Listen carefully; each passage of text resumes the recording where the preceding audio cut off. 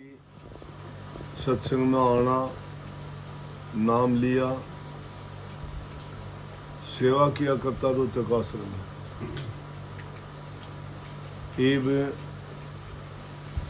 संजय के लड़के की शादी थी जयपुर में, तो उनने की लड़की बोली कि बोले जी बहुत दुख पाव से तो इनका शरीर पूरा हो जाए ना, तो मैं हो जाएगा, टाइम आऊगा ना।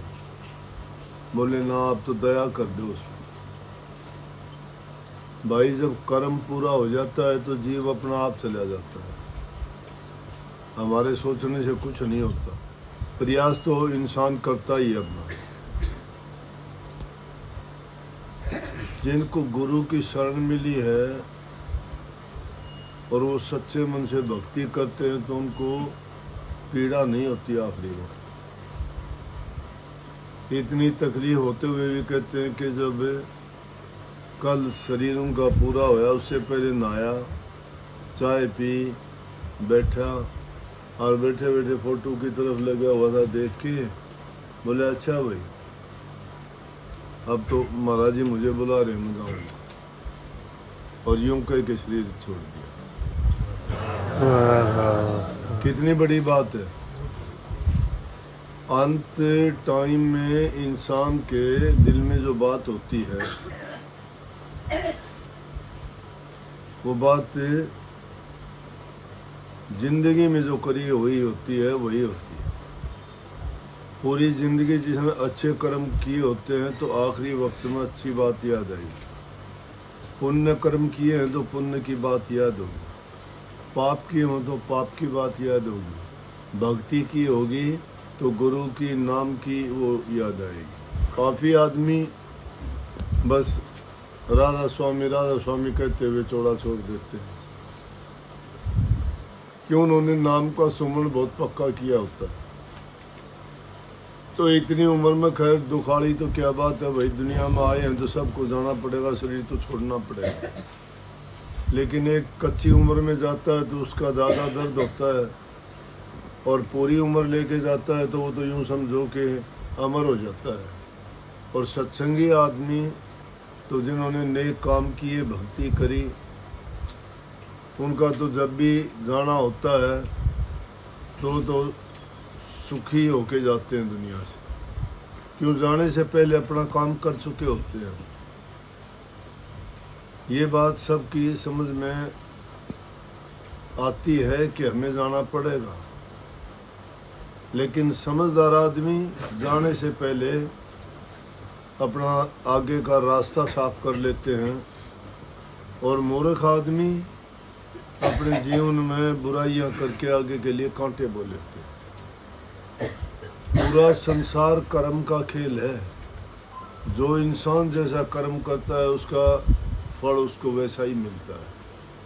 अब इस बात को सुन के कोई भ्रम पैदा मत करना कि भाई कई बार ये देखा गया है कि इंसान कर्म तो बहुत अच्छे बढ़िया करता है, लेकिन कष्ट उसको सबसे ज़्यादा होते हैं।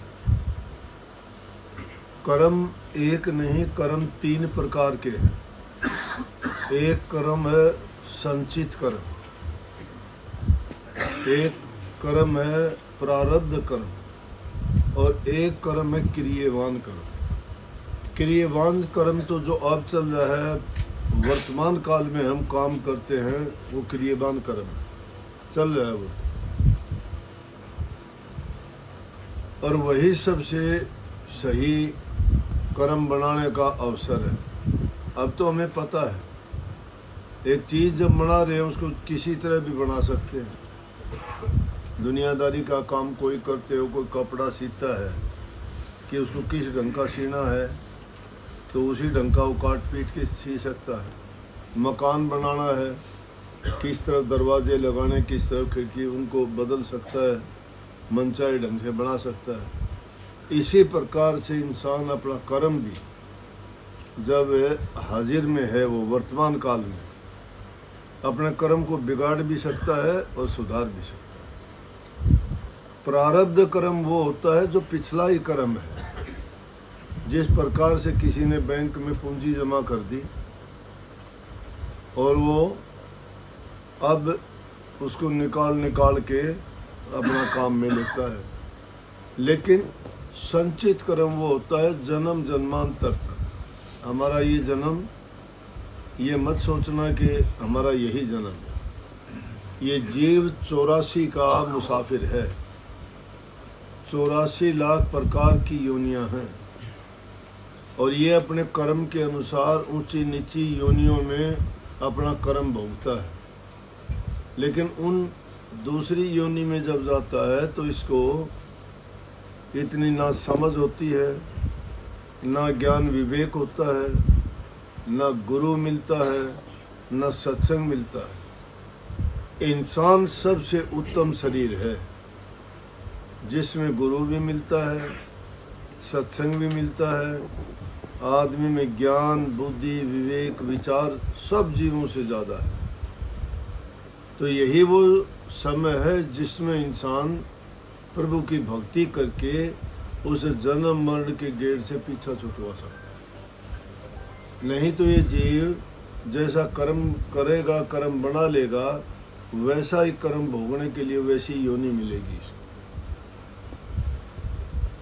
इसलिए वर्तमान तो वो बात होगी ना कि आदमी ने अब तो नहीं किया बुरा किसी ने, लेकिन पिछले जन्म में जो करके आया उसका तो नहीं पता ना क्या किया है। पिछला काफी लोग कह देते क्या पता पिछला जन्म था या नहीं था। अगर नहीं था तो देखो कितने लोग तो सारे सब अंगों से भरपूर, सुंदर, पूरा शरीर, हर प्रकार से उनके सारी ज्ञान इंद्रिय, कर्मेंद्रिय काम करती हैं। और एक ऐसा पैदा होता है कि कोई जन्म से अंधा, कोई लूला, लंगड़ा, अपाहिज, पूरी जिंदगी उसको पता ही नहीं होता मैं कहाँ पड़ा हूँ। चल नहीं सकता, देख नहीं सकता, कोई सुन नहीं सकता, कोई बोल नहीं सकता। तो उन्होंने कोई ना कोई तो कर्म किए थे, उस कर्म के फल के अनुसार होया उसका। इसलिए भाई संसार कर्म से चलता है। कर्म जो इंसान अपना अच्छा बना लेता है वो समझो कि उसने अपने जीवन को संवार लिया। जिस काम के लिए आए थे वो काम पूरा कर लिया। ये हम इसलिए नहीं आए कि खाओ पियो ऐश करो और ये जीवन जो है इसीलिए मिला है, नहीं। ज़रूरत की चीज़ें हैं, ज़रूरत के मुताबिक उनका उपयोग करो। सुख शांति खुशी से अपना जीवन बिताओ, परंतु किसी दूसरे को पीड़ा ना दो। जैसा तुम करोगे वैसा भरोगे। दूसरे को प्यार करोगे तो तुम्हें प्यार ही मिलेगा। दूसरे को दुख देगे तुम्हें भी दुख मिलेगा, क्योंकि प्रभु का नियम अटल है।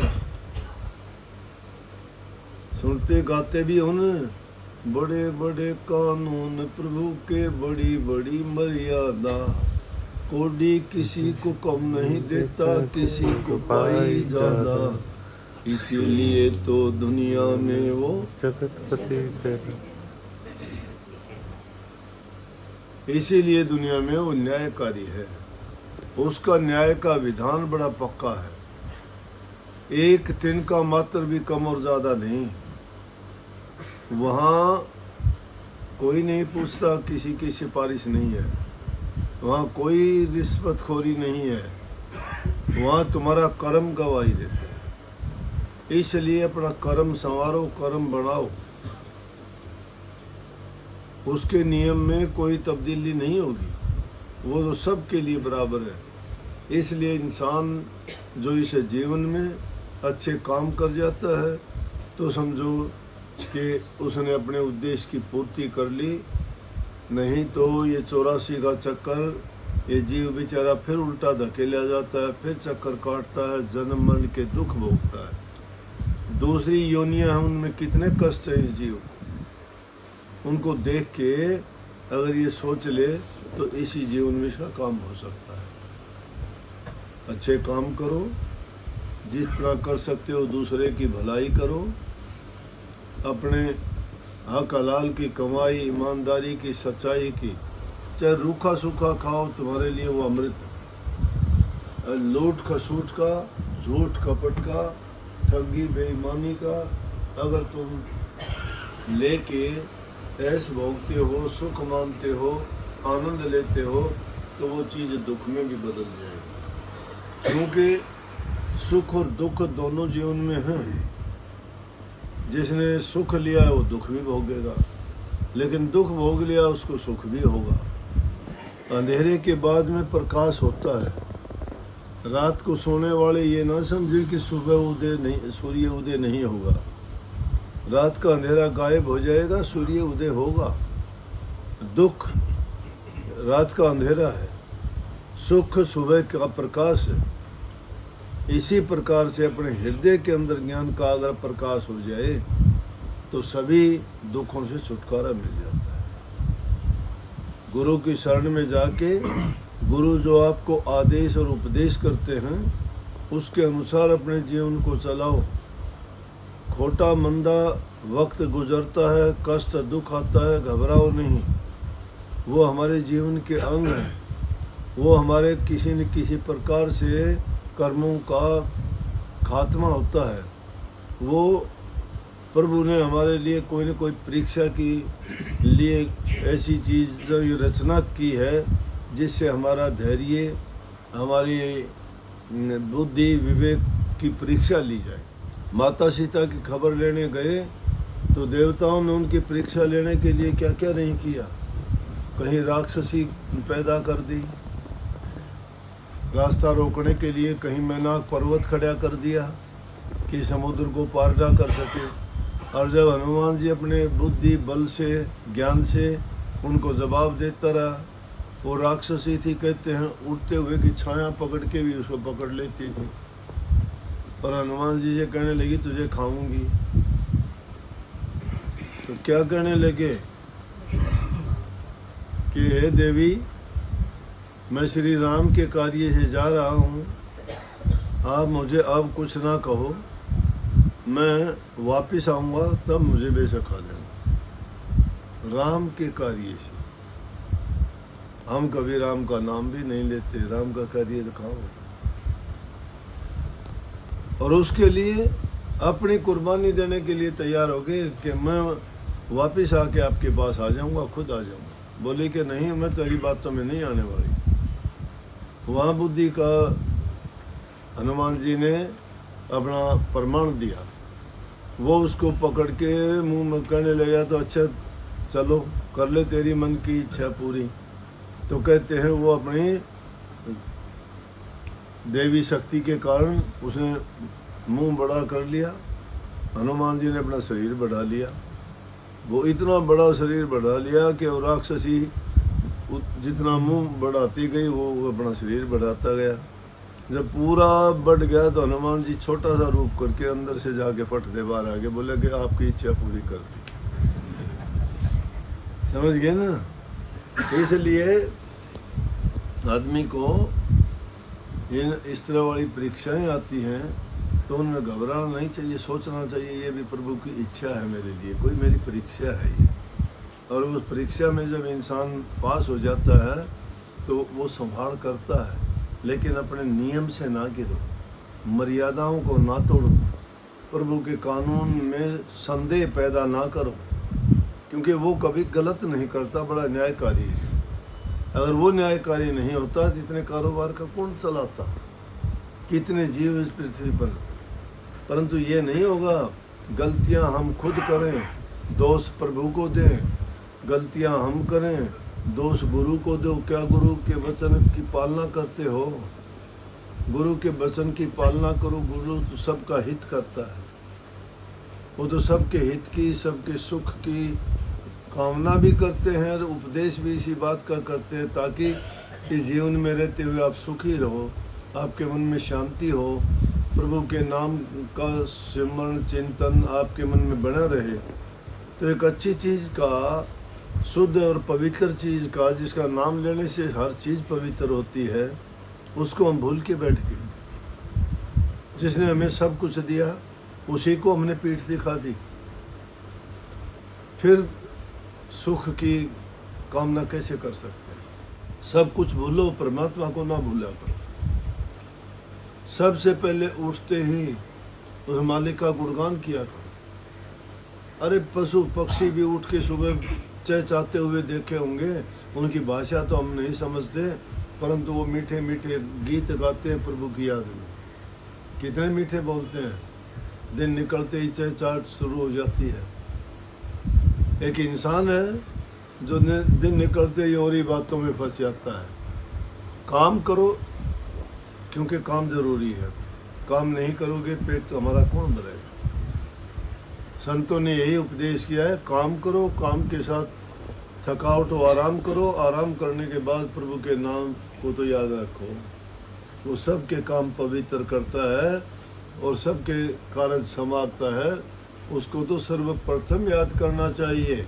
हमारे दिन की शुरुआत उनके नाम से, उनके ध्यान से, उनके चिंतन से, उनके सिमरण से शुरुआत होनी चाहिए। हमारे हृदय में उनका नाम हमेशा ख्याल में, विचार में, कर्म में होना चाहिए। फिर हम बैठते नहीं हैं, भटकते नहीं हैं, रास्ते से गिरते नहीं हैं। सब चीज़ों का पालन सच्चाई के साथ करते हुए अपने सारे काम करो, कभी कष्ट होगा ही नहीं। कष्ट वाले काम क्यों करते हो जिससे कष्ट हो? परंतु इंसान ज़रूरत से ज़्यादा जब काम करने लगता है ना, ज़रूरत से ज़्यादा धन की ज़रूरत हो, ज़रूरत से ज़्यादा खाने पीने में फंस जाओगे, ज़रूरत से ज़्यादा भोग विलास करोगे, ज़रूरत से ज़्यादा आराम करोगे, ज़रूरत से ज़्यादा सोओगे, ज़रूरत से ज़्यादा अगर शरीर से काम लोगे तो ये भी छीन हो जाएगा। इसलिए हर चीज़ प्रकृति संतुलित है, संतुलन है, बैलेंस्ड है। वो हर चीज़ का बैलेंस रखो। बीमार होते हो क्यों होते हो? बैलेंस नहीं रखते। स्वादिष्ट भोजन आया तो खूब भर लिया पेट, जरूरत नहीं थी, बैलेंस नहीं रखा। कोई पीने का पदार्थ आया, स्वाद लग गया तो बहुत ज़्यादा पी लिया। नहीं, जितनी भूख होती है उतना खाना खाइए, जितनी निद्रा होती है उतना सोइए, लेकिन और जितनी तुम्हारी क्षमता है उतना ही काम कीजिए। शरीर दुखी नहीं होगा, तंग नहीं होगा, सब करते चले जाओगे। अगर उससे ज़्यादा तुमने काम कर लिया, एक दिन काम करा 4 दिन बीमार पड़ जाओगे, सब गया, क्या कर लिया। इसलिए हर चीज़ संतुलन के साथ करो। ये प्रकृति संतुलन से डटी हुई है। कोई भी ऐसी वैसी चीज़ जिसको शरीर को ज़रूरत नहीं है वो शरीर में डाल लेते हैं। शिकायत करते हो, किसी को शुगर हो गया, किसी को ब्लड प्रेशर हो गया, किसी को डायरिया हो गया, तो किसी को कुछ हो गया, किसी को क्यों होता है ये इसीलिए होता है कि हम बैलेंस नहीं करते चीज़ों का। डॉक्टर वैद्य हकीमों की ज़रूरत ही नहीं है। 200-200 साल तक जीने वाले लोगों के उदाहरण मिल जाएंगे आपको थोड़े दिन पहले के ही। लेकिन आज क्यों नहीं है उम्र ज़्यादा? उससे उम्र कम करने का कारण इंसान ही है। सोने के टाइम पे सोते नहीं हो, खाने के टाइम पर खाते नहीं हो, काम करने के टाइम पर काम नहीं करते, रात के टाइम 2-2 बजे तक जगते हो, दिन के टाइम में 11-12 बजे तक सोते हो। अरे रात सोने के लिए है, दिन काम करने के लिए है। ब्रह्म मुहूर्त को भूल गए। हमारे ऋषियों ने, संतों ने, महात्माओं ने बताया कि ब्रह्म मुहूर्त में उठो, स्नान करो, शुद्ध और पवित्र होकर प्रभु के नाम का गुणगान करो। तन की पवित्रता नहाने धोने से होती है, वस्त्र की पवित्रता भी साफ करने से हो जाती है, मन की पवित्रता प्रभु के नाम से होगी। मन की पवित्रता करने का कोई साधन नहीं है। गुरु के वचन सुनने से, सत्संग के करने से, नाम का सुमरण करने से, प्रभु का ध्यान करने से। और सुबह सुबह की शुरुआत जब ध्यान से, नाम से और तुम सिमरण से करोगे तो पूरा का पूरा दिन तुम्हारा खुशी से बीतेगा। जो आदमी सूर्य उदय होने के बाद उठते हैं ना, वो सारा दिन उबासी तोड़ते रहे, और सूर्य उदय होने से पहले जो इंसान उठ जाएगा फ्रेश रहेगा पूरा दिन। फिर ये ऐसा टाइम है सुबह का, प्रभु इस टाइम पे दात बांटता है मालिक। जो जागता है वो उस दात को प्राप्त कर लेता है, जो सुत्या रहता है कितना अच्छा एक भजन गाया करते पहले, गांधी जी का बहुत मुख्य था। गांधी जी उस भजन को बहुत गाते थे। उठ जागे मुसाफिर भोर भई रन कहाँ, जो सोवत है, जो सोवत है सो खोवत, जो जागत है सो पावत। संतों ने कही है ये बात। कबीर साहब कहते सोवत अड़े नर गए 84, जागत अड़िया न जुग जीत्या। सोवत अड़े, सोने के दो मतलब है, एक तो निद्रा की नींद होती है, समझिए, और एक भूल की नींद होती है। शरीर के लिए सोने की नींद विश्राम है, लेकिन एक निद्रा भूल भ्रम की नींद ये है कि वो प्रभु को भूल जाते हैं। जो उसको भूल के वो भी सोया पड़ा है। उनको कौन जगाता? संत जगाते हैं। सतगुरु आए दिया जगेला, जागो रे मेरे प्यारे, जागो जागो जागो, चेत करो, होश करो, जिंदगी बीती जा रही है, तुम इसको मुफ्त में गवा रहे हो। सांस सांस में नाम सुमर विरता, सांस ना खोए, क्या जाने सांस का आवरण होना हो, क्या पता अगला सांस आए या ना आए। आज बैठे हैं, कल को हम में से कोई नहीं होगा, फिर याद करोगे? 4 दिन याद करता है कोई, किसी को याद नहीं, कोई किसी को प्यारा नहीं है, जगत में कोई नहीं अपना।